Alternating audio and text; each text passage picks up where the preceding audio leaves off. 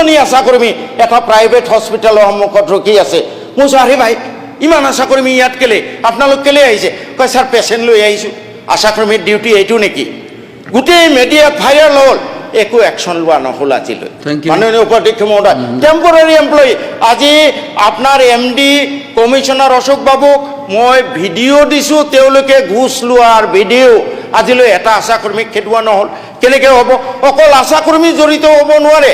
There is a nexus involving the doctor, involving the nurses, involving the management. আজি 2 মাহ হৈ গ'ল, videography দিয়াৰ পিছতো কোনো একশ্যন নহ'ল।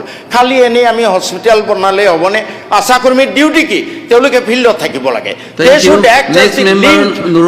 এইটো গোটেই অসমৰ কাৰণে, গোটেই অসমৰ প্লিজ প্লিজ কাৰণে এইটো সমস্যা চেম থিং ইজ গোইং অন। আশাকৰ্মী should be the link between the village and the hospital. আশাকৰ্মী হস্পিটেলত বহি থাকে, গোটেই তথ্য প্ৰমাণ দিয়াৰ পিছত আশাকৰ্মী আমাৰ হেৰিয়ে মাননীয়ে পায়, চাকৰিয়াল নহয়। খেদি দিব লাগিছিলে। মই MD চাহাবক দিছোঁ, ভিডিঅ' দিছোঁ, ঘোচ লোৱা ভিডিঅ'। মই জইণ্ট ডাইৰেক্টৰক দিছোঁ, আপোনাৰ কমিশ্যনাৰক দিছোঁ। এই আশাকৰ্মী যদি ঘৰৰ হস্পিটেলত বহি থাকে, তেওঁলোকে কেনেকৈ সম্পৰ্ক ৰক্ষা কৰিব? তেওঁলোকে স্পুটাম কালেকশ্যন নকৰে, তেওঁলোকে ব্লাড কালেকশ্যন নকৰে, তেওঁলোকে গোটেই ৰেজিষ্টাৰ চিম্পল ৰেজিষ্টাৰ যদি ইনকুৱাৰী কৰে কোন আশাকৰ্মীয়ে কি ডিউটি কৰি আছে, ওলাই যাব নহয়। Next member Shri Chairman Ali Ahmed, only for 2 minutes. No, sir, I was a mover. No. I have also submitted the proposal. Sir, Buddha sile tu. এতিয়া তেওঁ 30 মিনিট পালে, মই এটলিষ্ট 15 মিনিটছ পাব লাগে ছাৰ।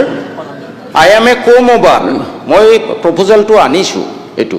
মাননীয় অধ্যক্ষ মহোদয়, উপাধ্যক্ষ মহোদয়, যি নহওক মই বহুত কম হৈছে, only 2 minutes. No, sir, 2 মিনিটছতো একো নহয়। মই মোভাৰ ছাৰ, প্ৰপ'জাল আনিছোঁ মই প্ৰপ'জাল আনিছোঁ ছাৰ।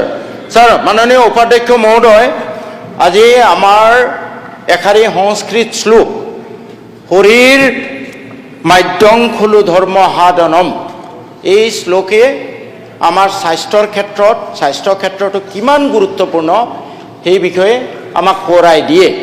সিদিনাখন মন্ত্ৰী মহোদয়ে অৰিয়েণ্টেশ্যনত কৈছিলে যে we are concerned about only 1% of the population. 99%ৰ কাৰণে আমি ভাবিবই পৰা নাই, আমি পেচেণ্টখিনি লৈ ব্যস্ত হৈ আছোঁ। আজি সেই 1%ৰ কাৰণে যিখিনি সা সুবিধা থাকিব লাগে, সেয়া আজি ইণ্ডিয়ান পাব্লিক হেল্থৰ ষ্টেণ্ডাৰ্ড মতে নাই। মোৰ আগৰ বক্তাজনে ইতিমধ্যে কৈ গৈছে। আৰু যিখিনি আছে সেইখিনিৰ ক্ষেত্ৰতো আন ইভেন ডিষ্ট্ৰিবিউশ্যন হৈ আছে। এতিয়া বেডৰ কথা কৈছে, কোনোবাখন জিলাত 3000 মানুহৰ বিপৰীতে এখন বেড, কোনোবাখন জিলাত 900 মানুহৰ বিপৰীতে এখন বেড, 1000তকৈ তলত। ডক্টৰৰ সংখ্যাও তেনেকুৱা আন ইভেন ডিষ্ট্ৰিবিউশ্যন হৈ আছে। বিশেষকৈ আমাৰ কিছুমান এছপিৰেশ্যনেল ডিষ্ট্ৰিক্ট আছে, এছপিৰেশ্যনেল ব্লক আছে, অন্ততঃ সেইবোৰ ডিপ্ৰাইভ কৰিব নালাগিছিলে। দেখা গৈছে এছপিৰেশ্যনেল ডিষ্ট্ৰিক্ট বৰপেটা, এছপিৰেশ্যনেল ব্লক মন্দিয়াৰো, এই পেৰামিটাৰবোৰ বৰ সন্তোষজনক নহয়, বহুত শ্বৰ্টেজ আছে। মাননীয় উপাধ্যক্ষ মহোদয়, মোৰ Mandia block is a aspirational block.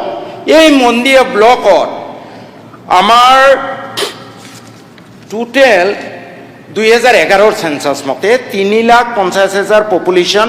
মোৰ ছাব চেণ্টাৰ থাকিব লাগিছিলে 70খন, আছে মাত্ৰ আপোনাৰ 55খন, অৰ্থাৎ প্ৰায় 15খন ছাব চেণ্টাৰৰ এতিয়াও অভাৱ আছে। PHC থাকিব লাগিছিলে 12খন, আছে মাত্ৰ আপোনাৰ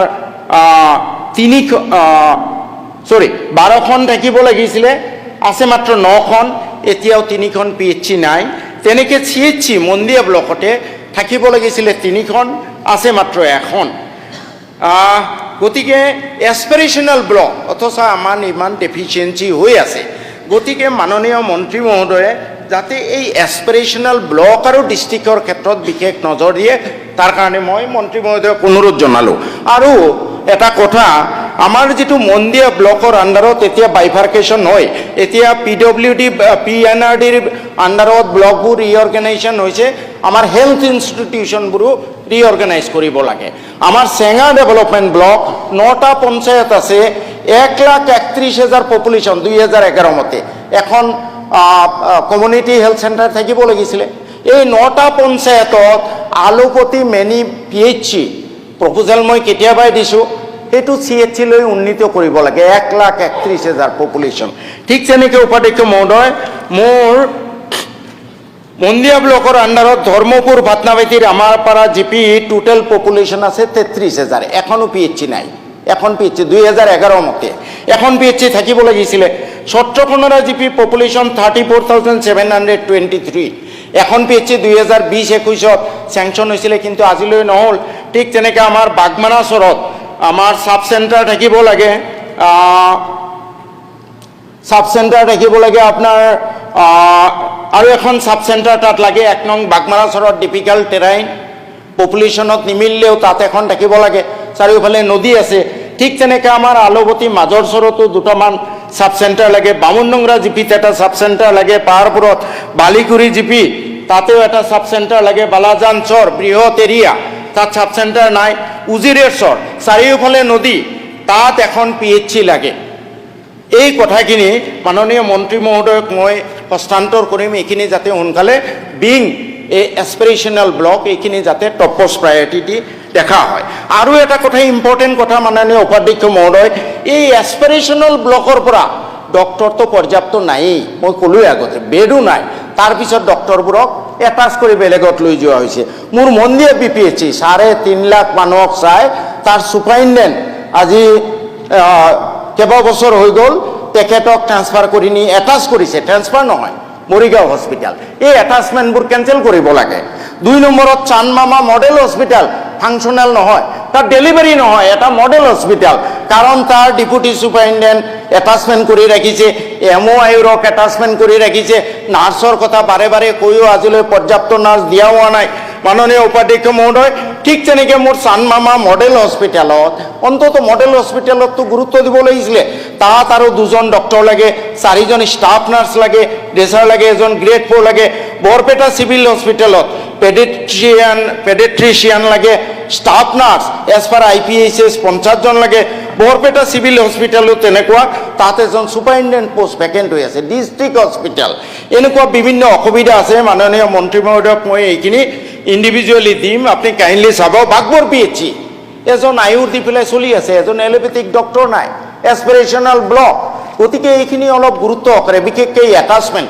তৎক্ষণাৎ কাটিব লাগে মাননীয় উপাধ্যক্ষ 2 মিনিট প্লিজ 2 মিনিট এতিয়া মাননীয় উপাধ্যক্ষ মহোদয় মই আৰু এটা গুৰুত্বপূৰ্ণ কথালৈ আহিব খুজিছোঁ আপোনাৰ PM অভিনত 2024 চনত আমাৰ বহুতকেইটা সাব চেণ্টাৰ দিছিলে সেই সাব চেণ্টাৰবোৰ মাননীয় মন্ত্ৰী মহোদয়ে নিশ্চয় শুনি আছে সাব চেণ্টাৰবোৰ আজিলৈ নিৰ্মাণ হোৱা নাই কাৰণ সেইবোৰ ল' লাইং মন্দিয়া ইটছেল্ফ ইজ এ ল' লাইং এৰিয়া আমাৰ MD সাহেবে বাৰে বাৰে ডিচিক লিখিছে যে এইখিনি আৰ্ট ফিলিং কৰি দিয়া তেওঁ পাৰা নাই মই 2025 7 অক্টোবৰত কেইবাটাও সাব চেণ্টাৰৰ কাৰণে টকা দিলোঁ LADত Paschim Bagmara health sub centre 2 lakh টকা দিলোঁ earth filling of health sub centre at Morigaon LADৰ পৰা 10 লাখ টকা দিলোঁ health sub centre at Garala 2 lakh টকা দিলোঁ তাৰপিছত আপোনাৰ Agmandia health sub centre 3 lakh টকা দিলোঁ earth filling of Bhairabam health sub centre 3 lakh টকা দিলোঁ আজিলৈ টকাবোৰ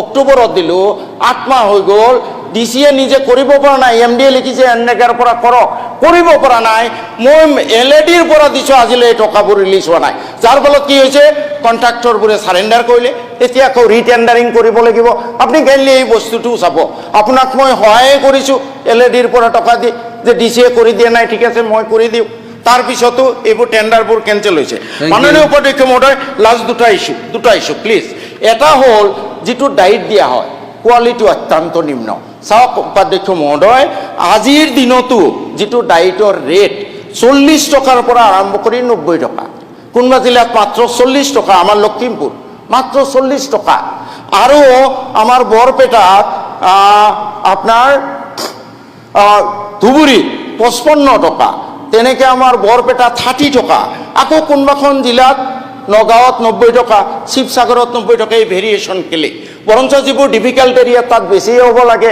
আৰু মাননীয় উপাধ্যক্ষ মহোদয় খাদ্যৰ কোৱালিটি যে বেয়া কেনেকৈ দিব ইয়াতে খাদ্যৰ যিটো চাৰ্ট ৰাতিপুৱা ব্ৰেকফাষ্টত দিব লাগে প্ৰত্যেক দিনেই 4 পিচ ব্ৰেড 10 গ্ৰাম জেলি এটা এগ মিল্ক টি বাটাৰ এইবোৰ দিব লাগে আৰু প্ৰত্যেক দিনেই লাঞ্চত হয় ফিছ থাকিব লাগে, নহ'লে চিকেন থাকিব লাগে, আৰু এদিন মাত্ৰ চয়াবিন আছে, আৰু ঠিক তেনেকৈ টি দিব লাগে 3টা বজাত, তাৰপিছত থাকে আমাৰ ডিনাৰ। 40 টকাত আজিকালি এইখিনি পাব নেকি?